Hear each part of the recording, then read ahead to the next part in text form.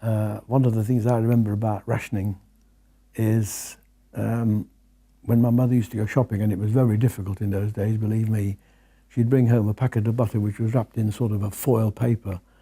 And when she unwrapped it, my brother and I used to fight for the foil paper and lick it to see who got the best taste of the butter. I lived with my parents in Beverley. My father was a grocer, and one of his big things was making the ration spread out amongst all the people who had given their ration books into that particular shop. And his precise measurements for cutting up butter and cheese and sugar, making sure that everybody got their portion, that there was nothing left, and obviously nothing wasted. I always admired the way he could cut up a piece of cheese, because the portions were no bigger than a small matchbox, actually. So that was particularly precise. We were rationed, of course, for a long while for things like butter, eggs. There was a certain meat allowance. But we thought there might be an end to rationing, but of course there wasn't, because rationing didn't end until 1954. And in fact, things got a little bit harder. And one of the reasons, and I've done a lot of research on this anyway, because I've done concerts to raise money for the Poppy Appeal, was that Germany was bombed and Germany was starving. And a lot of our ration went to them as well to help.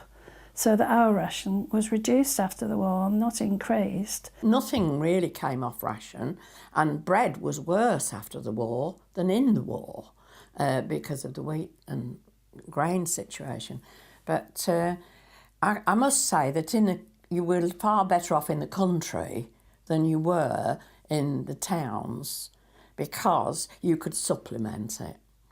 There was rabbits, there were pigeons, everybody had a pig.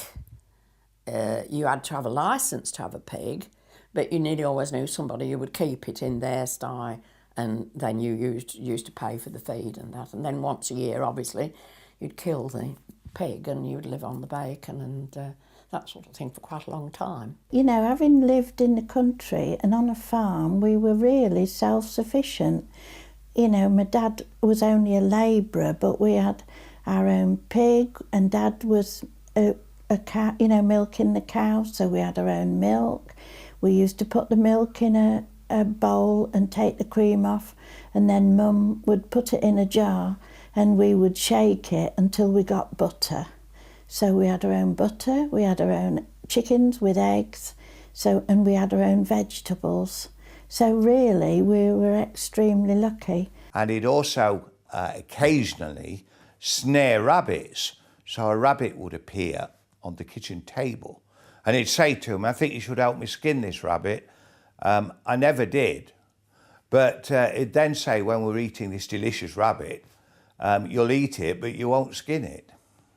Basically speaking, we didn't notice any great difference, because I'd been brought up on the farm all my life, and you know, we had our own chickens for eggs and chickens for meat, and pigs, and we milked cows and had milk and butter and cream and so forth, made our own bread. We had make our own flour and all that type of thing. So we didn't really notice, compared to townspeople anyway, we didn't realise there was a great difference. You know, there were no fruits in England, there were no bananas, so one day my dad came home with a whole bunch of banana sticks. Do you know what I mean? The whole thing. And I ate most of them. And I guarantee you that I haven't eaten one banana since that day. Sweets were the worst thing for me, because unfortunately I've always had a sweet tooth. But we were lucky because my father had a stepfather who never ate sweets, and so periodically he used to come along and bring us his sweet coupons. We did get what we called Empire apples from Canada. We did get bananas and oranges, which we hadn't seen for years, and those sort of things, but the shops still remained almost empty, and it took a long time to catch up. I mean, we were used to economy and making things do and mending them, you know. We weren't buy a pair of shoes and it sort of lasted for years, you know. So when it all became available again, people were so thrilled to be having as much butter as they wanted and as much fish as they wanted and as much meat. So whilst they'd had portions of this, They'd not had very great portions. And then, of course, as we said, there was the emergence of perhaps a bit more variation in fruit. So bananas appeared for the first time. And then a lot of what we've not seen very much of, things like chocolate, became a bit more plentiful. So I think our diets changed. And gradually, things got better and better. No more things in the shops. There was nothing in the shop windows. We had lovely shop windows in those days, which they don't have now. The things are just the other side of the window, aren't they, in shops and supermarkets. But in those days, they had these wonderful shop fronts. And there was nothing in there, just adverts and pictures and perhaps photographs, not food, and certainly nothing that anybody could eat or anything like that.